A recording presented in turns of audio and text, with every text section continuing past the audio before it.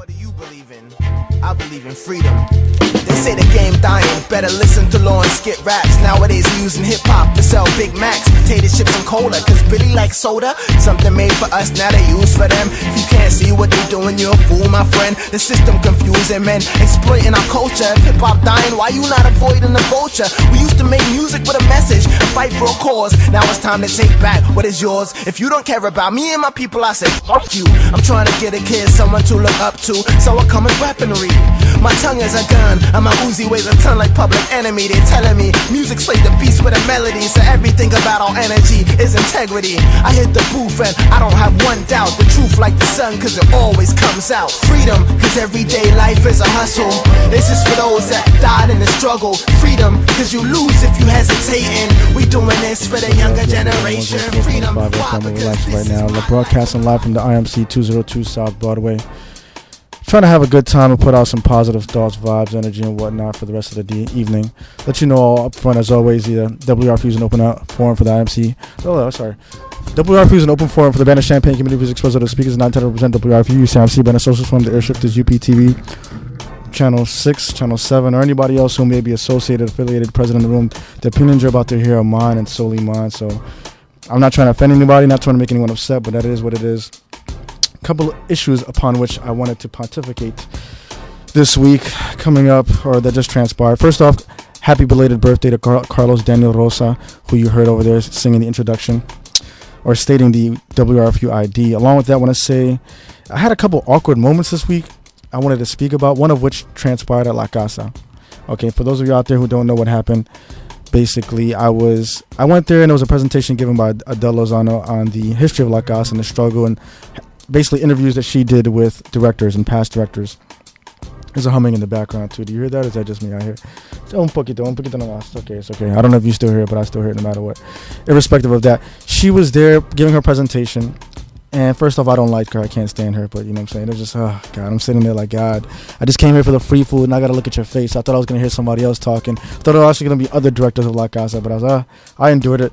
Her interviews were pretty good in terms of having a good access to the people who were directors of La Casa. The funny thing was, though, one of her interviews, one of the past directors says, well, La Casa is now celebrating 35 years, and really one of the major changes in La Casa is now, instead of having a director who's a community activist, we have one who's an academic. And they say, maybe if that wasn't the case, La Casa wouldn't be celebrating its 35th year. And I think that sort of like struck a chord with me in terms of encapsulating its efficacy and advocating for Latinos on campus. If it was, and this is my thing, she's doing a lot of research, and I would say one really great thing to research would be which Midwest cultural center, or which cultural center period is doing a great job of, since its inception, increasing representation, increasing retention rates, increasing the quality of experience, substantively for all populations, not just a small segment, whether it be fraternity, sorority, one particular organization, etc., but it's helping the Latino community in such an effective manner. And that one, we need to document. And we need to replicate as fit for the respective populations. So as I was sitting there watching her, can't stand, I was like, man, she starts asking questions at the very end of this video, and no one had any questions. No one had any comments. It was like cricket. Some people, a couple people made comments, 1, 2, or 3, and I was like, oh man, that is tough one. And so, it is what it is. I enjoyed the food. There was some sort of sandwiches that they had from Jimmy John's, I want to say, but that's what I come for, folks. I go there for the food. I'm not coming there to be inspired, because if I did, I would leave empty-handed every time. Congratulations to Lambda Upsilon Lambda, which is having an event, a charity event later on this evening, starting at 11 p.m. For those of you, y'all know y'all got access to the Facebook and all them details where that event is transpiring. Also, for those of you that don't know, coming up on February 26th, there's going to be an event which we're coordinating at V Picasso. It's going to be over there at 214 West Main Street. And it'll be an event that's hosted by Latino Medical Student Association. There will be iSalsa, 2 students will be there. Dance to Excess Caliente will be there. DJ Mambo Italiano will be present. And we're just going to, some Latin poetry will be read as well. It's a little something a little different, an event we're entitling Salsa Sandunga. And so we're going to be hosting there and presenting there. We'll be taping it live over there in V Picasso. I've never done an event like that, so we're going to see how that goes. We're going to have some live dancing we're going to be filming. So something very, very different. We don't, we try to do something different every time. So we don't try to be lame and the same like Leno or whomever else. A couple other issues I'll talk about. I'll save for the conversation we're going to have in a little bit. I'm going to play some music because I have a special guest here. I want to get to the conversation we're going to have. And basically, for the folks out there who don't know, they're currently in the throes of coordinating, planning, raising funds for a United Pride Center. And we're going to have a conversation now with our representative, Kevin Johnson, in a little bit. I want to play a little bit of music because people don't want to hear me talk and talk trash, you know. So I could talk forever and a day, folks. You just don't even know. But I'm going to play some songs now. Hopefully you enjoy the tracks, courtesy of DJBooth.net. It's wrfu LP Urbana 104.5 FM. It's the show. Different flavors every Friday night, you know, something different for you. Thank you to DJ Lunix. Thank you to DJ Cizo. Thank you to DJ Swiss. DJ Mamo Italiano, who's coming next week. Everyone who collaborates with me, man. Wish you much success, good health, prosperity. Just keep it moving. And for everyone who hates me, I wish you well, too. Sit back, relax, and enjoy the show. Yo, check it out. This is DJ Lunix, exclusively on the show, Champagne's heavy hitter. wrfu LP Urbana 104.5 FM. You're listening to the show. The show.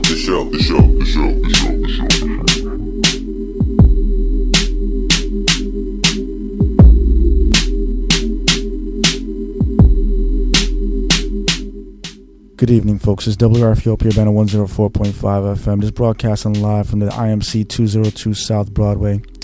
You're tuning into the show. I want to thank you for doing so. It's another Friday evening, trying to project out some positivity, but we always get progressively more ignorant as the night passes, as I always say. So just trying to have a good time. Next Friday, February 26th, we're going to have an event where we're going to do a live taping. It's going to take place at the Picasso, which is located in downtown Urbana, the address for which is 214 West Urbana, or West Main Street, I should say, as I give myself a little static and feedback at the same time. And we'll be doing that event starting at 8:30 p.m. and there'll be salsa, sandunga, and soul. Basically, we'll have DJ Mambo Italiano over there, along with some salsa dancers, which will range from I Salsa 2, along with Dance to Excess Caliente. We'll be doing a performance. We'll have my boy Manny and Matt in the background doing what they do always. All the people who work so hard behind the scenes that you never see. So big ups to them as always. Those are always the most important people. Also going to play a song later on for Karen if she's listening. I haven't played it yet. I'm sorry. Things have been going a little hectic, a little crazy here. But I got a special guest in the studio today. We're going to have an important conversation. Let's do a quick mic check first. And tell them who's here. Tell them who you are. Good evening. This is Kevin Johnson with the newly formed Uniting Pride Center of Champaign-Urbana. Newly formed Urbana Pride, United Pride of Urbana-Champaign Center. United Pride Center of Urbana-Champaign. Of Champaign County is Champaign the County. Formal technical UPCC, incorporated name, yes. So tell me this, what exactly is the purpose behind your organization? What's the mission? What are you trying to do by forming that body? Yeah, the Uniting Pride Center, also known as the UP Center, the purpose of it is to really bring community or pride out to our community, the LGBT, lesbian, gay, bisexual, transgender, questioning, and allied community here in Champaign County. I know, that's why. Did you leave anybody out? Exactly. Keep it PC. Exactly. This is a community for everyone, basically. It promotes education, wellness, and just overall social consciousness of the LGBT community within the community itself and within the community at large to help educate and support the community. So our overall mission really is to support our internal community and then take that support and project it out to the community at large through education and support networks. So what's the motivation behind formulating or even, starting this whole process? I mean, is the LGBTQ blue everybody else? Exactly. I mean, they don't have enough facilities here, no support. I mean, what's the impetus? It's really interesting. I think there is a lot of support for this community in this area, but it comes from different initiatives, and they're often either small initiatives that people only within those small pieces know about, or they're campus-based, whether it be at the University of Illinois or Parkland. Like the Women's Center over there. Exactly. But there's really not a central hub for somebody that might be new to the area or a youth that is first experiencing coming out to really know where to go. And we want to serve as that central hub. We don't necessarily, we want to support the existing initiatives. We have no intention of ever taking them over. We want to help support their initiative by providing support in forwarding people to them that need them, sharing resources, whether it be space, finances, membership lists so that we can, instead of when we announce an event, it doesn't just go out to our small group of 50 or 100, but maybe the entire community, because we have this central hub. And that's really the core of the Up Center. It's really to serve as the central hub and support all of the initiatives in the area as a way of supporting our community. So what's your timeline for this center? I mean, are you, is it a dream? Is it a droplet of tear from the sky? You know, when is this going to all come into fruition? Oh my gosh. In one way, we're moving really fast, and in one way, we're not moving fast enough, if you ask the board of directors. We started meeting in November of last year. And 2009 or yep, 2009. And we were, wanting to do this, but we want to do it right. We want to make sure that we're not just here for a little bit and have to close up shop because we don't have the funds or we don't have the support, or we did not have the policies and procedures in place in order to keep the center going, even from a political perspective or a business perspective. So since November, we have been meeting quite often. Literally multiple times a week, and I have locked the board of directors in a room for a board retreat, which board retreat. Are they running from you, or is that a retreat? Well, they couldn't. The doors were locked. I see. And at that retreat, we came up with our bylaws, our policies and procedures. We've developed a website in that time, a very interactive website. We've gotten a Facebook presence, a social networking presence through Facebook, Twitter, and other social medias. So we've done a lot, but we still have a long way to go. Like right now, we just kicked off our first fundraising campaign, our first major fundraising campaign, where we sent out close to 200 letters to the community, both those that had signed up on the website and local businesses, in order to try to start saving money for a physical space. We've also conducted a needs analysis survey asking the community, what do you want? What are your needs from a community perspective? And in that survey, we found out a lot of different things, from STD screenings to family programming for LGBTQ families that have adopted or have had children in other means. And we have a lot of great ideas, and they gave us a lot of great feedback, and now we need a space to provide those workshops, those social meetings, those support meetings in, and that's what the fundraising is all about, because we want to do this right. And so our goal is to really raise enough money to pay for 1 year up front of a facility, so that we know we have a year padding to build up funds for the next year, so that we're going to stick around for years to come. So one more time. I want to see if we can get out of it. What's your timeline? What do you think? Realistic? What's the goal? Ideal in your perspective, or from whomever's perspective? There's a couple things that are driving our timeline. Okay. One is fundraising, obviously. Our initial goal was hopefully to have a building space by March, but to raise $50,000 in a few months is a lot of work for a new initiative that nobody's heard of. Yeah. Quite ambitious. It is quite ambitious.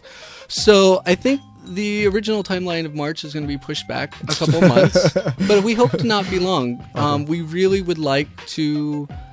today we talked a goal of June 1, because June is Pride Month, and it would be a great way to celebrate Pride Month by opening a center in this facility. We actually have looked at 3 locations, and today we found a location that we liked so much that on Tuesday we're actually inviting the entire membership to come join us and participate in ownership of whether or not this is the facility for us in making that decision. Where do you want to tell people, folks, out? Do you want to reveal, or do you want to not say? No, because it's on our website. So I'm glad to say that we looked at the County Plaza building right a block down from the IMC at the corner of Main and Broadway, the big white building. We were extremely excited about the space, so much so that we decided to invite the entire membership again to come look at the space, give us their opinion. We want to know things like, is this space that you like? Is it accessible? Does it have parking? Is it something you can get to? Some major goals of ours for space included accessibility from multiple perspectives, from transportation to parking, families, students, students, hallways. Are they wide enough? If we're in this space would be on a second floor possibly. So is there accommodations for somebody who might not be able to use the stairs? So is there an elevator? Are there hallways wide enough for wheelchair access, etc.? So accessibility is a huge issue for us, and we want to make sure that this community center is accessible. Hours of operation, can we get to the building anytime we want, have programming when we need to?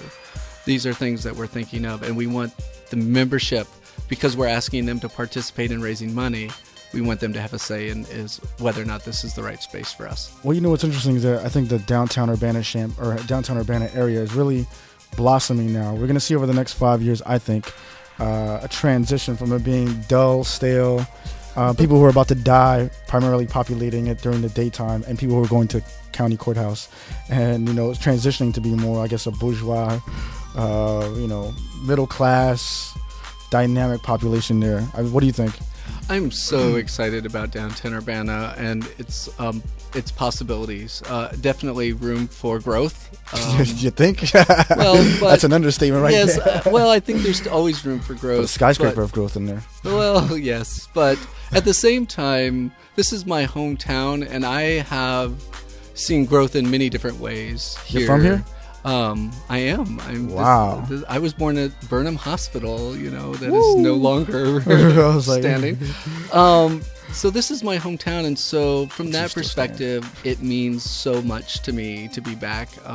When I came out, it was not a good coming out, and I ran away as fast as I could and went to San Francisco, and was a part of the development of a community center very much similar to what we're doing here, and it happens to be a very successful community center to this day.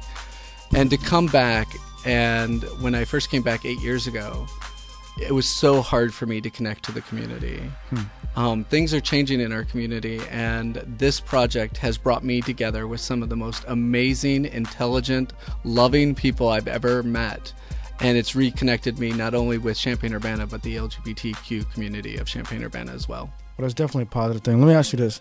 Give us some basic information about, your website, and then we'll go on. I'll probe your mind on some other topics as well. Nice. Give me your website, email, contact info, etc. Great. Well, the website is http://unitingpride.org. Unitingpride.org. There you can find out more information about who we are, the board of directors, who are an amazing group of intelligent, fun people that are working their butts off. You're trying to sell them on a date auction? I'm telling you, I love these people. Okay. They're amazing. Quietly and paying them in the back. They're working so hard for this center. On that site, there's a community calendar. So first of all, you can become a member as a person, as a social group. So if you provide services to the LGBT community, whether it be a support group, social group, you can join then as a social group, or you can join as a business if you're an LGBT-friendly business that wants to advertise on our site. Because the site is going to grow from a social networking perspective, where we're going to advertise those in the area that provide services to our community, see that. As a way of us being able to better decide where to spend our money. Control that market. Got to control that market. Make sure it don't get out of hand.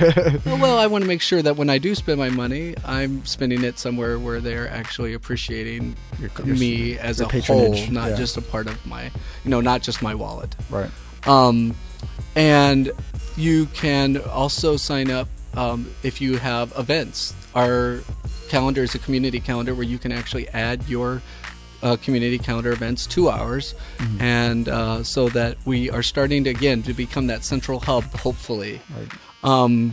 To promote this, we're actually holding a leadership summit for anybody who does lead or a social or support group on March 6th at Urbana Free Library from 1 to 5 p.m. And they can sign up on the website or contact me at kevin@unitingpride.org. Kevin at Uniting Pride. Kevin at unitingpride.org. Yep. And we really hope to see leadership, because at that event, we really want to bring people together and talk about how can we support each other, how can we share resources, how can we make sure that if one of our organizations is having an event, that we don't step on toes and have an event the same day, so that we're not competing against each other for resources. We want to really support. So that leadership summit is really about that. You can learn about an event we're holding here at the IMC called Turn It Up, which is a variety show. There you go. There you go. Absolutely. It's a variety show here from 7 to 10 on April 8th. And you can also learn about the other things we're doing. We are trying to be completely transparent. So there you can find our bylaws, our meeting minutes, and our agendas for future meetings. And you can even participate in discussions as a community member. If you want us to add something to our agenda, you can do that. So we're trying to be very transparent in who we are, what we're doing, and we're really inviting the community to be a part of this process. Okay. Now let's get to the probing questions. All right, here we go. I always bring people on, put them under the hot, Okay. under the hot lights here, hot bright seat. lights, I'm in the hot seat. seat. There we go. A couple of issues we want to talk about. The first one being Tiger Woods. This is such a stupid. My question is, what is your visceral reaction to seeing this issue being so prominently placed within the media? I mean, because I tell you, let's just get your opinion first. Well, I tell you, I'm impressed with Tiger's golf skills, and I think that's what got him famous. Part of me says, let this issue be between he and his family, and let it go. But also part of me understands that he is a celebrity, understands what he is going through, and knows the risk of his behavior when he does things like this, that the media is a part of his life, and that he takes risks of getting caught when he does things like that. So, but do we have to see it every day? And, I didn't get to see the interview. I heard it was kind of scripted-like and a little uncomfortable. I mean, the press conference you're saying? Yeah. For me, though, it's like, let this be between he and his family, because I can imagine even though I'm a very open person, that kind of private life being so public to the point where it drains you. Yes, I'm sure sponsors will pull out, and he'll have to deal with those repercussions. And again, he knew the risks, but I think it's been public enough. I think it's one of those situations, folks. It's horrible, obviously, what he did, and I don't want to see it on TV. I don't want to hear about it, see him pretend crying or be real crying, having to decide that issue. I don't want to hear whether or not his sponsors are drawing back. I mean, honestly, he's going to go back into his life. He's going to be a billionaire. He's going to be a golfer. Whatever happens between his wife, whatever, his life is not going to be the same, but he'll still be very, very well off. And so that in no way advances the conversation on pretty much anything. That nothing, we don't benefit as a people anyway and by probing his life and his doings. Another issue, that came up this past week, I went to the Asian American Cultural Center. Okay. And there was a speaker there. I didn't catch his name, but apparently he had been on Jon Stewart and was interviewed there because it just so happened he was Korean, Southern Baptist, and gay. And so it was like this very weird combination. Also someone who was serving the country in the infantry and who was out there basically advocating for the change and don't ask, don't tell. Okay. Now my question is, during his presentation, he mentioned, he said, that people asked him about, expressions like no homo and that's gay. And then he happened to go on and say that, it's kind of like the N-word between African Americans and how the connotations and amount of hatred placed behind them has a lot to do with, his perception of how he receives those words. Want to know, what is your policy on expressions like that? Well, I speak in a lot of classrooms, both from the K-12 perspective and the college perspective. And when I speak on issues like this, I too talk about what words like that do to those in an environment.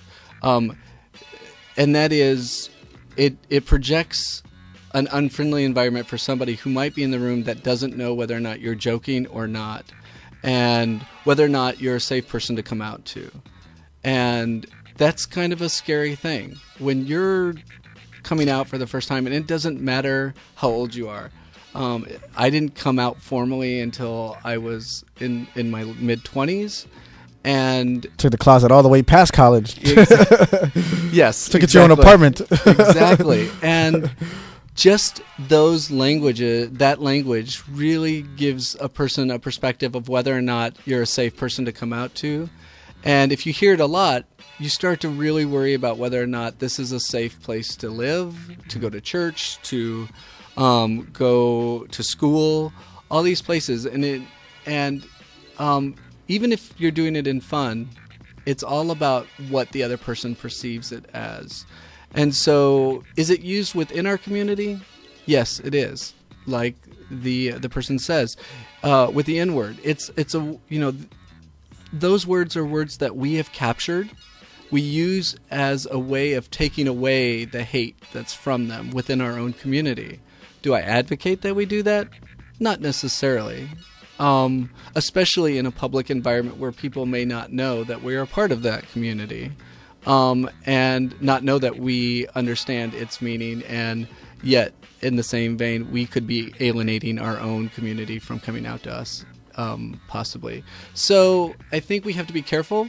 I think we have to, in public, really choose our words wisely and let people know, and not only from not saying things like no homo, but actually saying things like, you are in a safe place, you can tell me anything.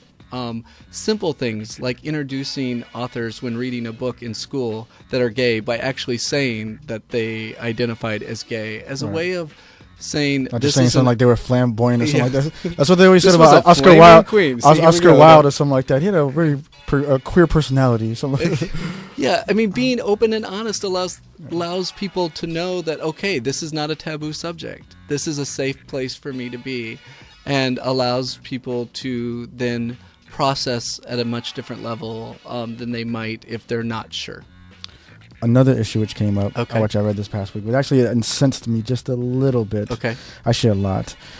I read a story about Anna Gonzalez, she was less than 5th grade, 6th grade, something along those lines, probably a couple years younger. And she was in class. She had a green marker. She was sitting at her desk, and she wrote on her marker something about her friends being best friends or something like that, writing their names. She got caught with that green marker. They reported the incident to the school security officers. They handcuffed her, took her across the street to the precinct to, I guess, reprimand her. Subsequently, she's not going to be suspended. So thankfully, she's not going to have her academic record, I guess, be sullied for writing, or she loves her friends or whatever it was, something very, minuscule. What is your reaction to a situation like that, and like just treating a child and with so much force, like legal force? Yeah. It's really interesting. I'm assuming that, based on what you're telling me, that their response was because of what was actually written, not because she stole the marker. No, she didn't steal it. It was her own green marker. She was just writing. She was just writing on her desk. The content of it was not anything negative. She shouldn't have been writing on the desk, right. Obviously. But my partner and I have been together 8 years, and in that 8 years we have adopted, and we have a 2-year-old. And I would be outraged at any kind of physical force taken to a child like that wasn't in harming themselves or anybody else to begin with, no matter what the subject was. And then to add on top of that, because the child was saying best friends or I love my best friend, wow, what are we promoting when we tell them that that's not right? We've just taken this innocent child's opinion and said it's not okay to love another person of the same gender. We've also said, there's so many messages that child just got that would just absolutely outrage me. Now, I tend to be one that is more of a proactivist, kind of taking that as an educational opportunity to educate the community. I'd be in that police office very quickly and doing sensitivity training and like. But NYPD, man, NYPD. I don't think getting insensitive anytime soon. Well, at the same time, I just can't imagine. Especially low sensitivity, high specificity for Latino and Black. Whoosh, over there. Yeah, the best that we can do is go in and educate and do it from a personal perspective. I think going in with anger and hate back just perpetuates.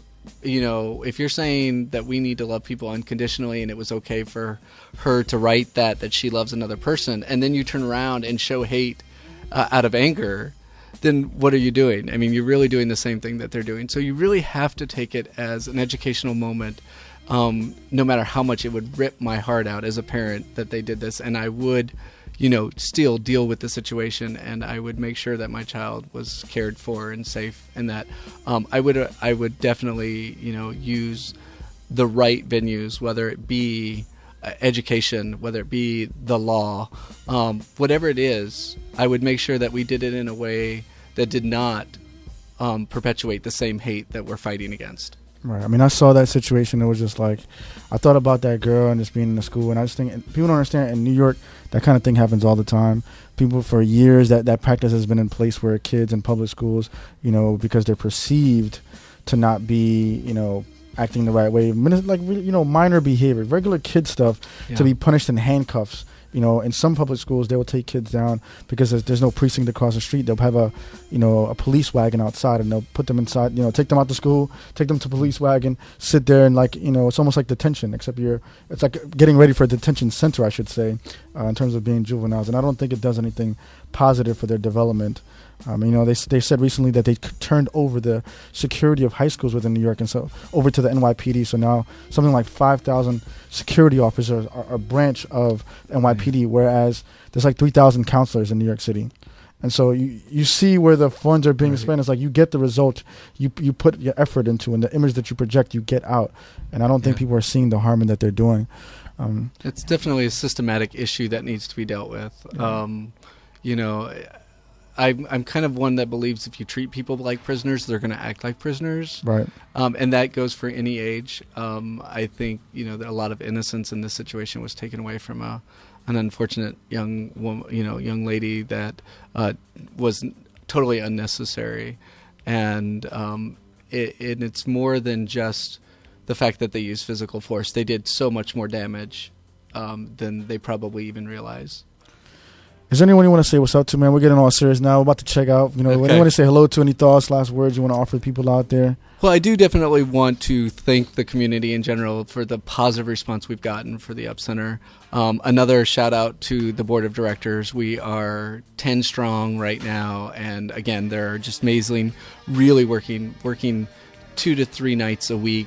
Not to mention the time that we're not physically together that they're working. We're sending anywhere from 50 to 200 emails a day back and forth, trying to organize, get things done. Can you say hand cramp? We really want to see this work. I also really want to thank those that have supported us for helping us with space, like Parkland College has provided a space for our meeting. Urbana Free Library is providing a space for our meetings. The IMC has worked with us really well to get events here. Do Good Consulting is working with us to make sure our 501c3 application is completed, which is going to be done this weekend. So we've gotten a lot of great support. That support we really hope continues because we have a long way to go in order to be a sustainable community center that's going to support and educate this community at large. Well, I wish you guys the best of luck moving you. forward.